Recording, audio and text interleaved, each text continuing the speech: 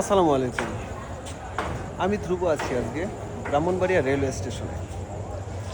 আপনারা জানেন যে আমি আসলে বিশেষ কোনো জায়গা, বিশেষ কোনো স্টেশন, ইতিহাস, ঐতিহ্য বা বিশেষ কোনো টপিক নিয়ে সাধারণত আলোচনা করি।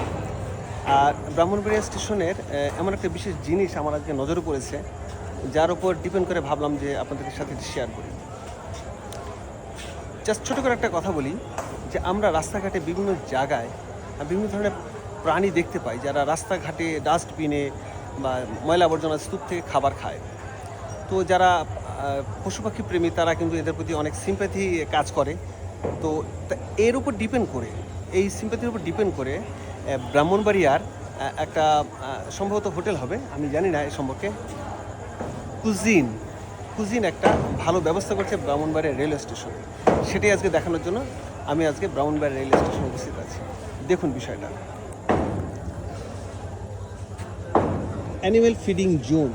আপনারা আপনার অবশিষ্ট খাবার প্রাণীদের জন্য রেখে দিন। দ্য কুজিন, প্রাণের প্রতি সদয় হন। Care for streets wild life Brahmanbaria. অত্যন্ত সুন্দর একটা ব্যবস্থাপনা করে রেখেছে, কিন্তু এখানে এই যে তাদের পাত্রগুলো নোংরা অবস্থায় পড়ে আছে, এবং এখানে বুঝতে পারছেন যে এখানে ময়লা ফেলেছে, থুতু ফেলেছে, এরকম কিছু মনে আছে, ময়লা হয়ে আছে। বিষয়টা আমার কাছে খুব মর্মাহত করেছে। আমরা যদি একটু সচেতন হই তাহলে এটা পরিষ্কার করে রাখতে পারি। এবং আমি মূলত এটার উপর ডিপেন্ড করে বোঝাতে যাচ্ছি যে যারা বাংলাদেশের বিভিন্ন জায়গায় পশু পাখি প্রেমী আছেন, তারা কিন্তু এরকম একটা ব্যবস্থা করতে পারেন বিভিন্ন জায়গায়।